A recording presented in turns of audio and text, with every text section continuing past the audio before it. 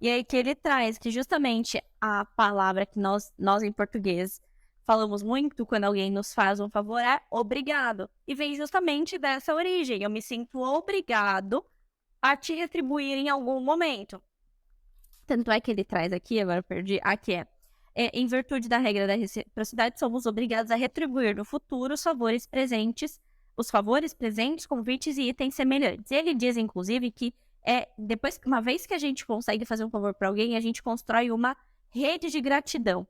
Isso significa que, mesmo com o passar do tempo, mesmo que eu tenha feito um favor pequeno, essas pessoas tendem a continuar retribuindo aquela ação do bem que eu fiz para aquela pessoa.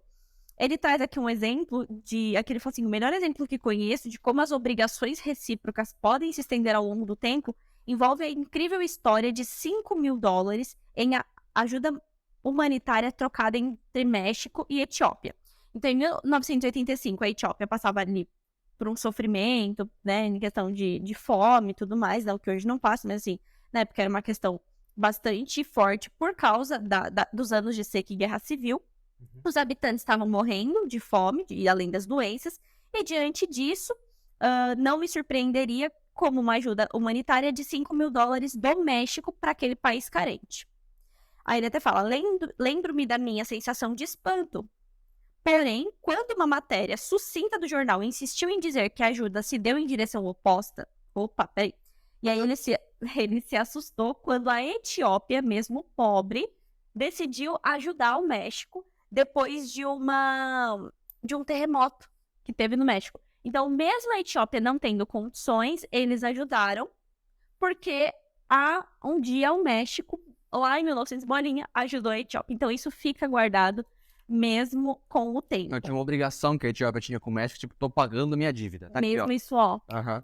E às vezes você já pagou, então você me deu um presente, eu te chamei pra almoçar.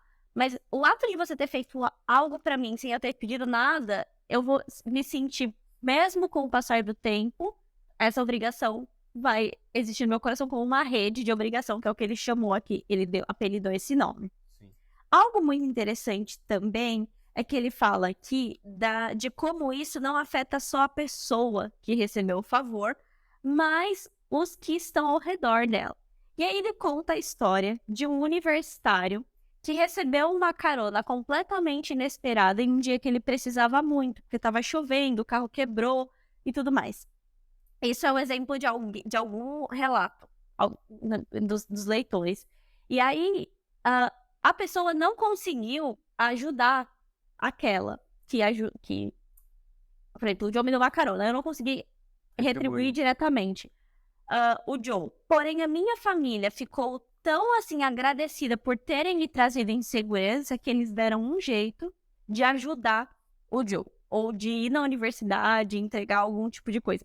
Então, de qualquer maneira, esse favor, ele, além de contagiar aquele que recebe, contagia aqueles que estão ao Uhum. redor. Então, é uma arma extremamente importante.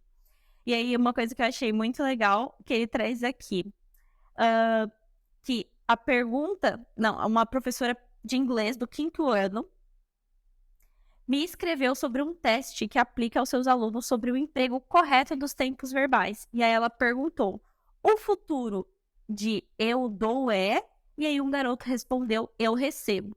Ele não acertou a conjugação, mas pensando socialmente falando, ele acertou a regra. Porque quando a gente dá, certamente a gente receberá.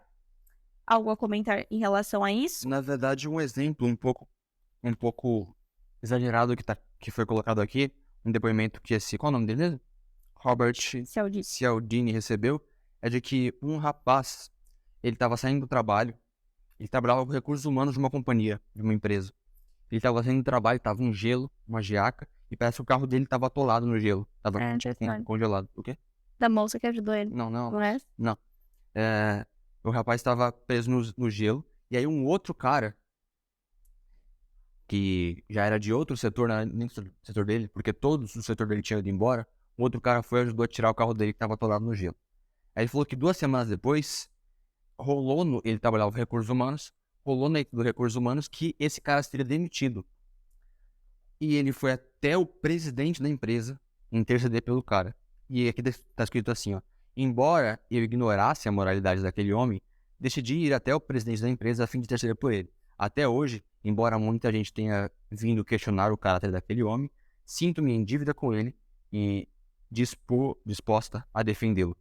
Então, o cara não perdeu o emprego porque ajudou Ah, é o verdade. outro Aham. uma vez a desatolar um carro que estava no gelo.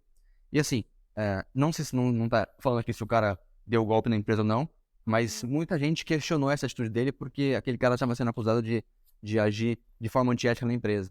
Exatamente. Então, olha como o poder da reciprocidade age nas pessoas. Uhum. E só um outro exemplo pra gente poder dar seguimento, que eu acho muito legal, porque eu trabalhei nessa indústria e realmente quando eu li isso, eu falei, meu Deus, olha que bizarro, que às vezes nem na própria ciência dá pra gente confiar 100%. Ele fala assim que, desculpem-me se como cientista acho graça dessa declaração. Os cientistas equilibrados e ponderados já sabem que são tão suscetíveis quanto qualquer outra pessoa a esse processo da reciprocidade.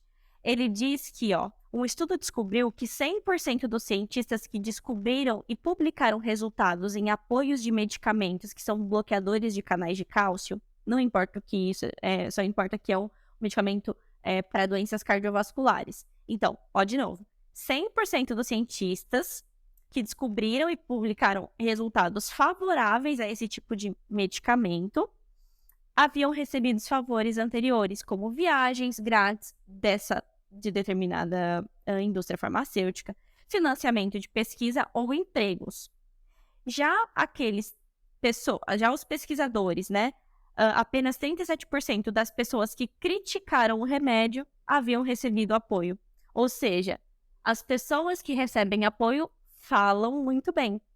Aqueles que falam bem, ou aqueles que falam mal, geralmente não recebem apoio na pesquisa, não recebem viagem para fazer o estudo, não tem a concessão de um laboratório, e elas tendem a não gostar.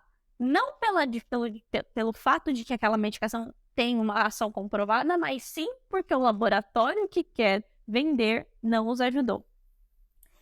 Ou seja, nem na ciência muitas vezes a gente pode confiar, mas o poder de uma pequena gentileza pode levar você a muitas vezes tomar uma medicação que você acha que é boa. Ele finaliza o capítulo falando sobre política também.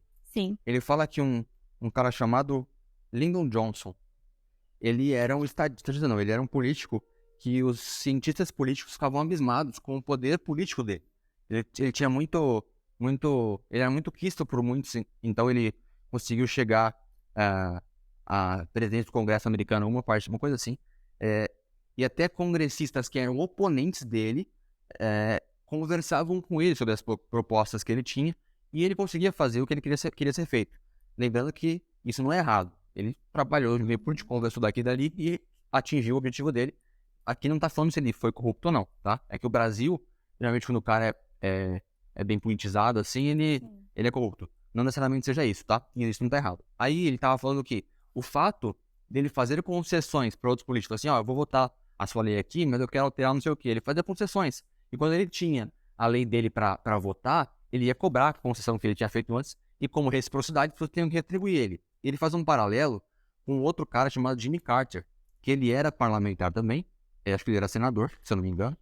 E esse Jimmy Carter, ele fez uma campanha à presidência dizendo que não devia nada para ninguém. E ele diz assim, sua campanha se baseou em sua posição independente. E ele chegou à Casa Branca, ele foi presidente dos Estados Unidos. Só que a questão era, ele não devia nada para ninguém e ninguém devia nada para ele. Então ele não tinha uma governabilidade muito boa ali na região, porque ninguém tinha pretensão de retribuir algo que ele tinha feito anteriormente.